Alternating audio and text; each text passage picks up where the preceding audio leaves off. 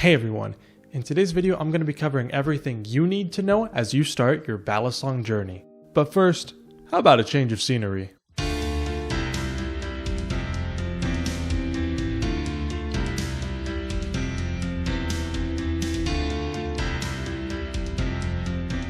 Balisongs have two main parts, the handles and the blade. Understanding how these parts work together is very important for a beginner. The safe handle is the side that the spine of the blade goes in, while the bite handle houses the live edge. If you have seen any Balisong videos on YouTube, you may have heard a lot of terms you are not familiar with. Here's a brief overview of all the terms you may hear. When it comes to Balisong construction, there are a few options. Balisong handles come in three main forms. Channel is when the handles are made out of one piece of metal and thus only need one set of pivots and screws. A great example of this kind of construction is the Nabala's Vulp. Sandwich consists of two pieces of metal held together at both ends by screws and has a large cutout in the side as a result. An example of this kind of construction is the Glider Bermuda. Lastly, we have Chanwich Balisongs. Two pieces of metal held together at both ends but without a hole cut down the middle, creating a sort of faux channel design. A great example of this kind of construction is the Squid Industries Tsunami. Next, we have blade construction.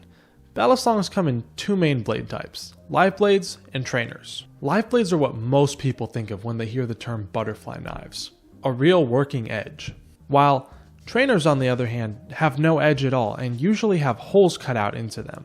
Sometimes trainers do not have holes and they have a ground out edge that is not sharp. This is known as a false live blade. When it comes to pins, there are also three forms of construction.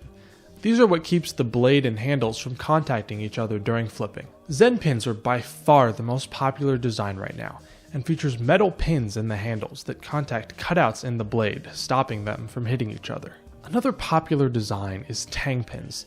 These are metal pins put into the blade that contact cutouts in the handles. Lastly, we have pinsless design, which is where there are no pins and the Balisong is designed so that the handles and blade contact each other directly. This type of design is known for losing its handle gap, which means that the handles might eventually slap into each other over time. And as a result, this type of design is not very popular with flippers. Speaking of pins, let's talk about pivots. There are four types of pivots a Balisong can have.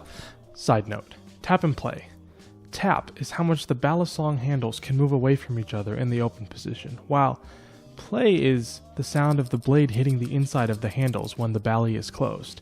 In general, you want to minimize the amount of tap and play that your Balisong has, but it's not always necessary. And side note, pin design has no screws at all. Perfect! That means it won't develop any tap or play, right? Can you hear the pins are the worst of all pivot systems, and I recommend avoiding them at all costs. Next, we will look at washer Balisongs. This involves a washer in between the blade and the handles of the Balisongs. These require the perfect tightness of the screws in order to maintain good handle swing while also minimizing the play. Washer Balisongs require either constant adjustments of the screws or thread locker to keep them in place. On to bushings, the community's favorite, and for good reason. A bushing is essentially a small metal ring that goes into the blade. Washers are then placed in between the blade and the handles, just like with washer designs. And then as the screws are tightened, everything will tighten around the bushing instead of the blade. This allows the screws to be fully tightened, while also having perfect handle swing. In order for this to work effectively, the bushing needs to be just slightly larger than the thickness of the blade. If the bushing is too much larger than the blade, there will be tap and play in the Balisong. But if it's smaller than the blade, well, then you just have a washer Balisong. The community loves bushing designs because once screws are fully tightened down, they won't back out, meaning that you will never have to adjust your bushing Balisongs. Lastly, we have bearing Balisongs. These work on the same fundamental principles as bushing Balisongs, except now the pivots are running on a ball bearing, sort of like an advanced fidget spinner, which is actually a really great way to describe Balisong. That was a lot. How about some B-roll? Hit it!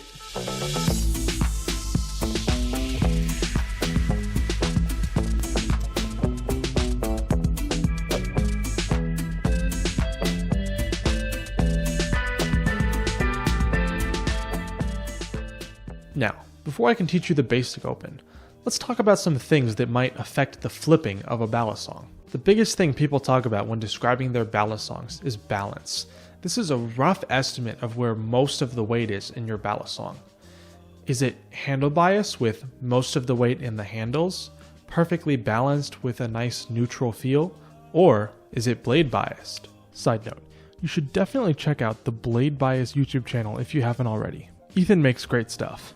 And side note, another thing that has a great impact on the flipping performance of your balisong is the weight distribution.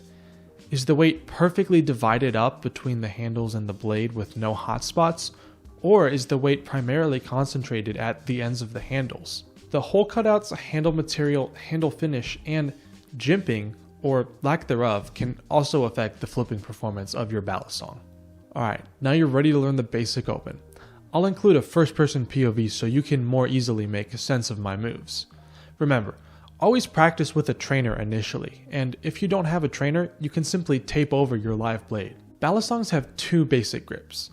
The standard grip, also known as the basic grip, looks like this and has the blade pointed up towards the sky, while the ice pick grip, or reverse grip, looks like this and has the blade pointed towards the ground. To do the basic opening, also called the double rollout, start by holding the safe handle in the standard position.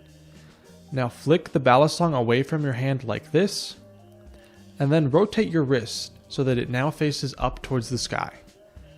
Now simply swing the balisong closed and you've now opened the balisong.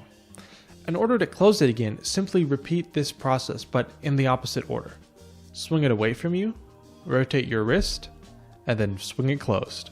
It can be helpful when practicing to do so over a soft surface so that when you drop it, you minimize damaging your balisong or your floor. Remember to be patient and practice often. Don't get discouraged if you drop your balisong. We all do. And it can take months or even years to become an expert flipper. But I assure you it is a worthwhile journey. I hope that this video was helpful. I'll be making more videos in the future, including balisong reviews. If you enjoyed this video, then please consider leaving a like or subscribing. I've also linked my Patreon down in the description below if you feel so inclined. Members get early access to all videos and access to my Discord server. Thank you all for watching, and until next time, keep flipping.